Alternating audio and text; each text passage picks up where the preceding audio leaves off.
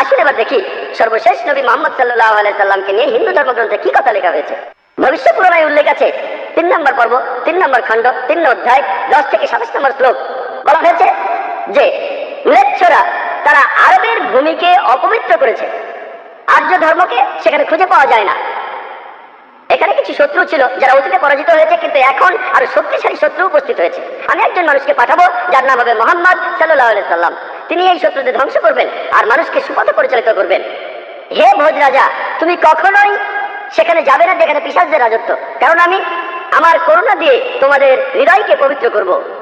তখন দেবদূতের মতো একজন মানুষ তিনি রাজার সামনে আসলেন আর বললেন, হে রাজা, আমাকে এখানে পাঠিয়েছেন ঈশ্বর পরমাত্মা। আর্য ধর্ম পৃথিবীতে বিরাজ করবে, যে ধর্মটা সত্য দ্বীনুল হক সেটা পৃথিবীতে বজায় থাকবে। আমাকে এখানে পাঠিয়েছেন ঈশ্বর পরমাত্মা, যাতে মাংসভোজীদের বিশ্বাসকে প্রতিষ্ঠা করা যায়। আমার অনুসারীরা হবে সেই লোকেরা যারা সুন্নতে খাতনা করবে, আর তাদের মাথার উপরে কোনো টিকি থাকবে না। তারা একটা বিপ্লব তৈরি করবে, তারা মুখে দাড়ি রাখবে, তারা প্রার্থনার জন্য আহ্বান করবে, বিধিসম্মত সব খাবারই খাবে, তবে তারা শুকরের মাংস খাবে না। তারা লতাগুল্মের মাধ্যমে পবিত্র হবে না, বরং যুদ্ধ বিগ্রহের মাধ্যমে পবিত্র। তাদেরকে বলা হবে মুসলমান, আর তারা হবে মাংসভোজী।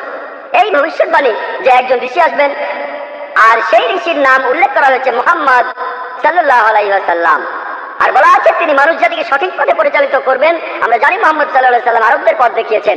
সে সময় তো বলা হয় তাআলা জাহেলিয়া অর্থাৎ বিশৃঙ্খলার যুগ, তিনি তাদের অনুসন্ধান দিয়েছেন। আর বলা হয়েছে তার অনুসারীদের খাতনা করা থাকবে। মুসলমানরা খাতনা দেয়, তাদের মাথায় কোনো টিকি থাকবে না, মাথার পেছনে কোনো লেজ থাকবে না, মুসলমানদের থাকে না। তাদের মুখে দাড়ি থাকবে, মুসলমানরাও দাড়ি রাখে। তারা একটা বিপ্লব ঘটাবে, তারা প্রার্থনার জন্য আহ্বান করবে, আর সেটা হলো আজান। আমরা মুসলিমরা আজান দেই, নামাজের জন্য আহ্বান করি। তারা সব বিধিসম্মত খাবার খাবে, কিন্তু শুকরের মাংস তারা ছোবে না। আমরা মুসলিমরা শুকরের মাংস খাই না।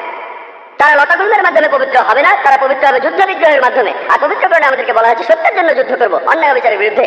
তাদেরকে বলা হবে মুসলমান, তারা হবে মাংসভোজী। ভবিষ্য পুরাণের এই ভবিষ্যৎবাণী একেবারে পরিষ্কার ভাবে সর্বশেষ ও চূড়ান্ত নবী মুহাম্মদ সাল্লাল্লাহু আলাইহি সাল্লাম এবং তার অনুসারীদের কথা বলছে। মুহাম্মদ সাল্লাল্লাহু আলাইহি সাল্লামের নাম বিভিন্ন জায়গায় অনেকবার বলা হয়েছে, হাতে সময় নেই, সেজন্য ভবিষ্য পুরাণ থেকে কয়েকটা উদাহরণ দিচ্ছে। এই ভবিষ্যৎবাণী করা হয়েছে ভবিষ্য পুরাণের 3য় পর্ব 3য় খণ্ড 3য় অধ্যায়ের 5 থেকে 8 শ্লোকে। এছাড়া বলা আছে ভবিষ্য পুরাণের 3য় পর্বে 1ম খণ্ড 3য় অধ্যায়ের 21 থেকে 23 নম্বর শ্লোকে সর্বশেষ আর চূড়ান্ত নবী মুহাম্মদ সাল্লাল্লাহু আলাইহি সাল্লামের কথা উল্লেখ করা হয়েছে অথর্ববেদে 20 নম্বর গ্রন্থে 127 নম্বর অধ্যায়ের 1 থেকে 14 নম্বর মন্ত্রে। এগুলোকে আরো বলা হয় কুন্টুব সুক্তাস। কুন্টুব সংস্কৃত শব্দ, অর্থাৎ পেটের একটা লুকানো গ্রন্থি। তার মানে এই মন্ত্রগুলির অর্থ লুকানো রয়েছে, এগুলো পরে জানা যাবে। এখানে সবগুলো মন্ত্র নিয়ে আলোচনা করার মতো সময় নেই, আমি শুধু প্রথম 4টা মন্ত্র নিয়ে কিছু কথা বলবো। 1 নম্বর মন্ত্র বলছে তিনি হলেন নরসাংসা, তিনি হলেন কাওরামা, তিনি পরাজিত করবেন 60,090 জন শত্রুকে। 2 নম্বর মন্ত্র বলছে তিনি উটের পিঠে চড়বেন। 3 নম্বর মন্ত্র বলছে তিনি হলেন মামা ঋষি। 4 নম্বর মন্ত্রে তাকে আরো বলা হচ্ছে রেপ। 1 নম্বর মন্ত্র বলছে তিনি হলেন নরসাংসা। নরসাংসা শব্দটা এসেছে নর থেকে, অর্থাৎ কোনো ব্যক্তি বা একজন লোক। আর সাংসা অর্থ প্রশংসা, কারো প্রশংসা করা। তাহলে নরসাংসা অর্থ যে ব্যক্তিকে প্রশংসা করা হয়। আর আপনারা যদি মহানবী মুহাম্মদ সাল্লাল্লাহু আলাইহি সাল্লামের নামের ইংরেজি অনুবাদ করেন, যদি তার নামের ইংরেজি অনুবাদ করেন তার অর্থ যার প্রশংসা করা হয়, তাহলে নরসাংসা শব্দটার আরবি অনুবাদ করলে সেটা হবে মুহাম্মদ সাল্লাল্লাহু আলাইহি সাল্লাম। এখানে নামে উল্লেখ করা হচ্ছে। এরপর বলা হচ্ছে তিনি হলেন কাওরামা। এই কাওরামা শব্দটার একটা অর্থ সংস্কৃতিতে হলো শান্তির রাজপুত্র। আর মুহাম্মদ সাল্লাল্লাহু আলাইহি সাল্লাম শান্তির রাজপুত্র ছিলেন। আরেকটা অর্থ হলো যে বিদেশে যায়। হযরত মুহাম্মদ সাল্লাল্লাহু আলাইহি সাল্লাম হিজরত করেছিলেন মক্কা থেকে মদিনায়, তিনি বিদেশে গিয়েছিলেন। এছাড়া প্রথম মন্ত্রে আছে তিনি 60,090 জন শত্রুকে পরাজিত করবেন। আর সে সময় মক্কায় যে সব লোকজন থাকতো তাদের মধ্যে যারা নবীজির বিরুদ্ধে ছিল তাদের সংখ্যা আনুমানিকভাবে 60,000 জন। 2 নম্বর মন্ত্র বলছে যে তিনি উটের পিঠে চড়বেন। কোন ইন্ডিয়ান ঋষি, কোন ব্রাহ্মণই কখনো উটের পিঠে চড়বেন না, কারণ মনুস্মৃতিতে বলছে 11 নম্বর অধ্যায়ের 202 নম্বর অনুচ্ছেদে বলা হয়েছে একজন ব্রাহ্মণকে কোনো গাধা বা উটের পিঠে চড়তে নিষেধ করা হয়েছে। এতে বোঝা যাচ্ছে ইনি কোনো ইন্ডিয়ান ঋষি নন। 3 নম্বর মন্ত্র বলছে তিনি মামা ঋষি। মামা অর্থ মহা, অর্থাৎ মহান ঋষি। আর এছাড়াও অন্যান্য ধর্মগ্রন্থ বলছে সেটা মোহাম্মদ ঋষি। 4 নম্বর মন্ত্র বলছে তিনি হলেন রেব। রেব অর্থ যিনি প্রশংসা করেন। আর মুহাম্মদ সাল্লাল্লাহু আলাইহি সাল্লামের আরেকটা নাম হলো আহমদ সাল্লাল্লাহু আলাইহি সাল্লাম, অর্থাৎ যিনি প্রশংসা করেন। তাহলে নবীজির এই অন্য নামটা এই আহমদ শব্দটার সংস্কৃত করলে পাবেন রেব। আর এই কথাটাই রয়েছে অথর্ববেদে। এই মন্ত্রগুলি কুন্টুব সুক্তাস, এই মন্ত্রগুলি শুধু একজনকে নির্দেশ করছে, তিনি সর্বশেষ চূড়ান্ত নবী মুহাম্মদ সাল্লাল্লাহু আলাইহি সাল্লাম। আমি কয়েকটা ভবিষ্যৎবাণীর কথা বলবো, এছাড়াও আরো আছে। মুহাম্মদ সাল্লাল্লাহু আলাইহি সাল্লাম, তার কথা বলা হয়েছে অথর্ববেদে 20 নম্বর গ্রন্থের 21 নম্বর অনুচ্ছেদের 6 নম্বর পরিচ্ছেদে। বলা হয়েছে যে একজন কারু, সে পরাজিত করবে 10,000 শত্রুকে কোন রকম যুদ্ধ ছাড়াই। এখানে আহজাবের যুদ্ধের কথা বলা হচ্ছে, খন্দকের যুদ্ধের কথা পবিত্র কোরআনে সূরা আহজাবে আছে। আর কারু সংস্কৃত ভাষায় এর অর্থ যে ব্যক্তি প্রশংসা করে, যেটা মুহাম্মদ সাল্লাল্লাহু আলাইহি সাল্লামের দ্বিতীয় নাম আহমেদের অনুবাদ, যে ব্যক্তি প্রশংসা করে। এখানে বলা হচ্ছে যে ব্যক্তি প্রশংসা করে অর্থাৎ আহমদ, তিনি 10,000 শত্রুকে পরাজিত করবেন কোনো যুদ্ধ ছাড়া। আমরা জানি যে খন্দকের যুদ্ধে শত্রু বাহিনীতে আনুমানিক 10,000 সৈন্য ছিল, আর এই যুদ্ধে মুসলমানরা কোনো যুদ্ধ ছাড়াই জিতেছিল।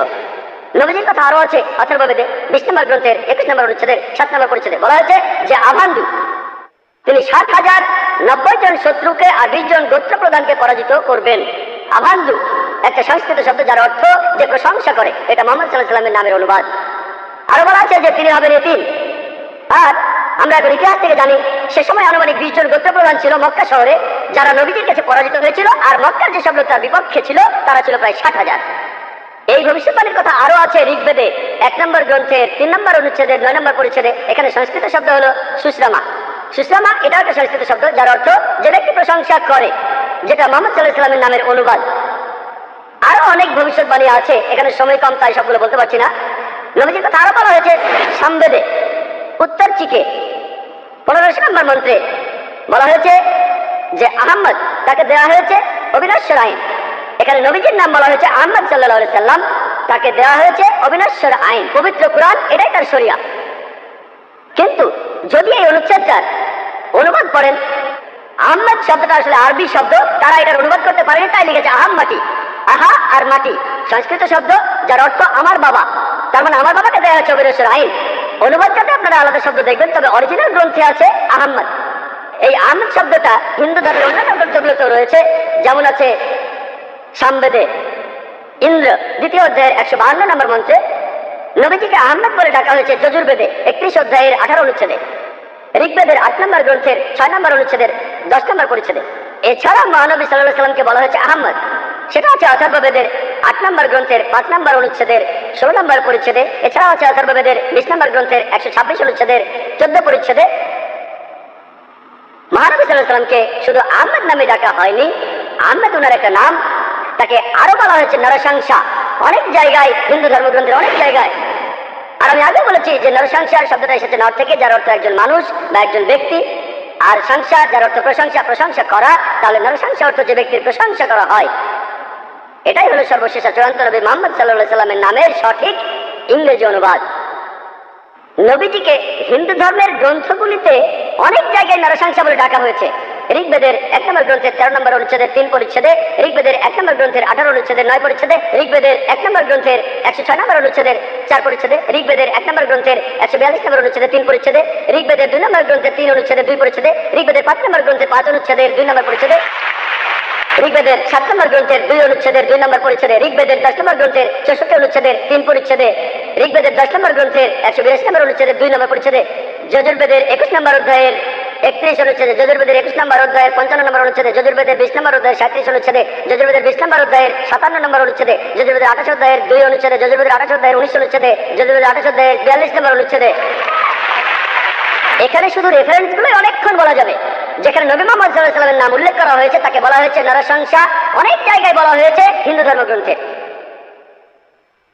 শুধু হিন্দু ধর্মগ্রন্থে মুহাম্মদ সাল্লাল্লাহু আলাইহি সাল্লাম সম্পর্কে কি বলা আছে তার উপরই আমি একটা লেকচার দিতে পারবো। আমি শুধু আরেকটা ভবিষ্যৎবাণীর কথা বলবো, কল্কি অবতার সম্পর্কে। আর নবীজিকে কল্কি অবতার বলা হয়েছে ভাগবত পুরাণায় 12 নম্বর খণ্ড 2 নম্বর অধ্যায় 18 থেকে 20 নম্বর শ্লোকে বলা হয়েছে তিনি জন্মগ্রহণ করবেন যার ঘরে তার নাম বিষ্ণুয়াস, একজন মহাপ্রাণ ব্যক্তি যিনি সাম্বালা শহরের প্রধান, এবং তাকে যে নামে ডাকা হবে সেটা হলো কল্কি। 19 নম্বর মন্ত্র বলছে যে তিনি হবেন এই পৃথিবীর সর্বময় প্রভু। তার থাকবে কিছু অসাধারণ চারিত্রিক গুণাবলী এবং তার থাকবে 8টি বিশেষ বৈশিষ্ট্য। 8টি বিশেষ বৈশিষ্ট্য। তাকে দেওয়া হবে একটি বাহন, একটি ঘোড়া, দেবদূত নিয়ে আসবে, আর তিনি একটি ঘোড়ায় চড়বেন, তার হাতে থাকবে তরবারি। তিনি শত্রুদের পরাজিত করবেন আর ফেরেশতারা তাকে সাহায্য করবে। এছাড়াও বলা আছে ভাগবত পুরাণায় 1 নম্বর খণ্ডে 3 নম্বর অধ্যায়ের 25 নম্বর শ্লোকে যে তিনি জন্মগ্রহণ করবেন কলিযুগে। কলকি অবতার জন্ম নেবেন কলিযুগে, যে সময় রাজারা ব্যবহার করবে ডাকাতের মতো। আর তিনি জন্মগ্রহণ করবেন বিষ্ণু ইয়াসের ঘরে, এবং তার নাম হবে কলকি। একই কলকি অবতারের নাম উল্লেখ করা হয়েছে কলকি পুরাণায় 2 নম্বর অধ্যায়ের 4 অনুচ্ছেদে। বলা হয়েছে যে তিনি জন্মগ্রহণ করবেন বিষ্ণু ইয়াসের ঘরে। কলকি পুরাণা 2 নম্বর অধ্যায়ের 5 অনুচ্ছেদে বলছে তাকে সাহায্য করবে তার 4 জন সহচর তার ধর্ম প্রচার করতে। কলকি পুরাণা 2 নম্বর অধ্যায়ের 7 অনুচ্ছেদে বলা হচ্ছে যে দেবদূতরা তাকে যুদ্ধক্ষেত্রে সাহায্য করবে। কলকি পুরাণা 2 নম্বর অধ্যায়ের 11 অনুচ্ছেদে বলছে যে তিনি জন্মগ্রহণ করবেন বিষ্ণু ইয়াসের ঘরে এবং সুমতির গর্ভে। আর কলকি পুরাণা 2য় অধ্যায়ের 15 অনুচ্ছেদ বলছে যে তিনি মাদল মাসের প্রথম অর্ধাংশে জন্ম নেবেন। শুধুমাত্র কলকি অবতারের উপরে একটা লেকচার দেওয়া যায়, আমি এখানে সংক্ষেপে একটা পয়েন্ট বলছি। এই ভবিষ্যৎবাণী এগুলো বলছে 1 নম্বর পয়েন্ট, বলা হয়েছে যে কলকি অবতার তার বাবার নাম সেটা হবে বিষ্ণু ইয়াস। বিষ্ণু ইয়াসের অর্থ দাঁড়াবে যে বিষ্ণুর উপাসনা করে, যে ঈশ্বরের উপাসনা করে। আর আমাদের প্রিয় নবী মুহাম্মদ সাল্লাল্লাহু আলাইহি ওয়াসাল্লামের বাবার নাম ছিল আব্দুল্লাহ। এটার অর্থ যে আল্লাহর উপাসনা করে, যে ঈশ্বরের উপাসনা করে। 2 নম্বর পয়েন্ট, কলকি অবতার যে মায়ের গর্ভে জন্মাবে তার নাম হবে সুমতি। যদি আপনি সুমতি শব্দটার ইংরেজি অনুবাদ করেন অর্থ দাঁড়াবে শান্তি। আর আমাদের নবীজির মায়ের নাম ছিল আমিনা, যার ইংরেজি অর্থ করলে দাঁড়ায় শান্তি। এরপরে বলা হয়েছে তিনি যেখানে জন্মাবেন সেই গ্রামের নাম হবে সাম্বালা। সাম্বালা শব্দটার অনুবাদ করলে অর্থ দাঁড়াবে একটি শান্তিপূর্ণ এলাকা। আমরা জানি মুহাম্মদ সাল্লাল্লাহু আলাইহি ওয়াসাল্লাম মক্কায় জন্মেছিলেন, মক্কার আরো একটা নাম ছিল দারুল আমান, অর্থাৎ কোন একটি শান্তিপূর্ণ এলাকা। তাহলে একথা বলা আছে যে তিনি মক্কায় জন্মাবেন। এছাড়া বলা আছে যে তিনি জন্মগ্রহণ করবেন সাম্বালা শহরের প্রধানের ঘরে। আমরা জানি যে তিনি মক্কার প্রধান ব্যক্তির ঘরে জন্মেছিলেন, তিনি মক্কার প্রধান ব্যক্তির ঘরে জন্মেছিলেন, কুরাইশ গোত্রে জন্মেছিলেন। আরো বলা আছে তিনি মাধব মাসের প্রথম অর্ধাংশে 12 তারিখে জন্মাবেন। আমরা জানি যে মুহাম্মদ সাল্লাল্লাহু আলাইহি ওয়াসাল্লাম রবিউল আউয়াল মাসের প্রথম অর্ধাংশে জন্মেছিলেন 12 তারিখে। এই ভবিষ্যৎবাণী যে তিনি মাধব মাসের 12 তারিখে জন্মাবেন, এটার অর্থ রবিউল আউয়াল মাসের 12 তারিখে। এছাড়া আরো বলা আছে যে এই কলকি অবতার তিনি হবেন সর্বশেষ ঋষি। ঠিক এই কথাটাই কোরআনে আছে। সূরা আহজাবের 40 নম্বর আয়াতে উল্লেখ করা আছে যে মা কানা মুহাম্মাদুন আবা আহাদিন মির রিজালিকুম ওয়ালাকিন রাসূলুল্লাহ ওয়া খাতামুন নবিয়্যিন ওয়া কানা আল্লাহু বিকুল্লি শাইইন আলিমা। এর অর্থ মুহাম্মদ সাল্লাল্লাহু আলাইহি ওয়াসাল্লাম তোমাদের মধ্যে কোনো পুরুষের পিতা নহেন, বরং তিনি হলেন আল্লাহর রাসূল এবং তিনি হলেন এই পৃথিবীর চূড়ান্ত নবী, তিনি শেষ নবী। নিশ্চয়ই আল্লাহ সব বিষয়ে জ্ঞাত। আরো বলা আছে যে এই কলকি অবতার জ্ঞান আরোহণ করবেন পরশুরামের কাছ থেকে, অর্থাৎ মহাস্রষ্টা, একটা পাহাড়ের উপর। আমরা জানি মুহাম্মদ সাল্লাল্লাহু আলাইহি ওয়াসাল্লাম প্রথম আয়াতটা তিনি পেয়েছিলেন দারে হেরায়, জাবলে নূরে, অর্থাৎ নূরের পাহাড়ে, দারে হেরায়। এখানে আরো বলা আছে যে তিনি এরপর উত্তরে গিয়ে আবার ফিরে আসবেন। আমরা জানি মুহাম্মদ সাল্লাল্লাহু আলাইহি ওয়াসাল্লাম মক্কা থেকে উত্তর হিজরতে মদিনায় গিয়েছিলেন, তারপর মক্কা থেকে ফিরে এসেছিলেন। আরো বলা আছে যে এই কলকি অবতার তিনি পুরো পৃথিবীর মানুষের জন্য একটি দৃষ্টান্ত। তার চরিত্র হবে একেবারে নিষ্কলঙ্ক। আল্লাহ পবিত্র করণে বলছেন সূরা কালামের 4 নম্বর আয়াতে উল্লেখ করা আছে যে অবশ্যই তুমি অধিষ্ঠিত হইবে সর্বোচ্চ মহান চরিত্রে। এছাড়াও বলা আছে যে কলকি অবতারের 8টি বিশেষ গুণ থাকবে। কলকি পুরাণা এবং ভাগবত পুরাণায় এই 8টি বিশেষ গুণ হলো জ্ঞান, আত্মসংযম, অভিজাত বংশ, রিভিল নলেজ, সাহস, দানশীলতা, মহানুভবতা আর পরিমিত কথা। আর নবী মুহাম্মদ সাল্লাল্লাহু আলাইহি ওয়াসাল্লামের এই 8টা গুণের সবগুলোই ছিল। এছাড়া আরো বলা আছে যে তিনি হবেন এই পৃথিবীর শিক্ষক। আল্লাহ পবিত্র কোরআনে বলছেন, আর সূরা সাবার 28 নম্বর আয়াতে উল্লেখ করা আছে ওয়ামা আরসালনাকা ইল্লা কাফাতাল লিন্নাস বাশীরা ওয়া নাযীরা, আমি তো তোমাকে সমগ্র মানব জাতির জন্য প্রেরণ করিয়াছি তাদের সংবাদদাতা ও সতর্ককারী রূপে, কিন্তু অধিকাংশ মানুষই তাহা জানে না। এরপর আরো বলা আছে যে এই কলকি অবতার তাকে সর্বশক্তিমান ঈশ্বর একটি বাহন দেবেন। আমরা জানি মুহাম্মদ সাল্লাল্লাহু আলাইহি ওয়াসাল্লাম তিনি বোরাকে চড়েছিলেন, বোরাকে চড়ে তিনি মেরাজে গিয়েছিলেন, আল্লাহর কাছে গিয়েছিলেন। আরো বলা আছে এই কলকি অবতার ঘোড়ায় চড়বে আর হাতে তরবারি থাকবে।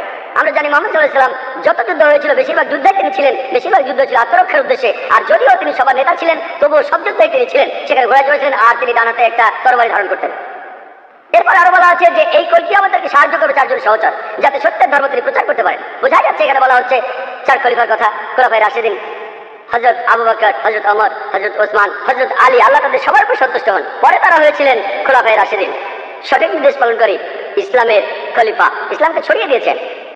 আর বলা আছে যে এই কলকি অবতার শত্রুকে পরাজিত করবে আর মানুষকে সঠিক পথে নিয়ে আসবে। আমরা জানি মুহাম্মদ সাল্লাল্লাহু আলাইহি ওয়াসাল্লাম শত্রুকে পরাজিত করেছিলেন আর আরবদের তিনি আয়ামে জাহেলিয়া থেকে, অজ্ঞতার যুগ থেকে সত্যের পথে এনেছিলেন। আরেকটা কথা বলা আছে যে দেবদূতরা তাকে যুদ্ধের ময়দানে সাহায্য করবে। আমরা জানি মুহাম্মদ সাল্লাল্লাহু আলাইহি ওয়াসাল্লামকে ফেরেশতারা বিভিন্ন যুদ্ধে সাহায্য করেছিলেন, যেমন বদরের যুদ্ধে। পবিত্র কোরআনে আছে সূরা আল ইমরানের 123 থেকে 25 নম্বর আয়াতে উল্লেখ আছে। এছাড়াও সূরা আনফালের 8 এবং 9 নম্বর আয়াতে উল্লেখ আছে। তাহলে এই কলকি অবতারের ভবিষ্যৎবাণীর সাথে আর কাউকে মেলানো যায় না, শুধু মেলানো যায় সর্বশেষ ও চূড়ান্ত নবী মুহাম্মদ সাল্লাল্লাহু আলাইহি ওয়াসাল্লামকে।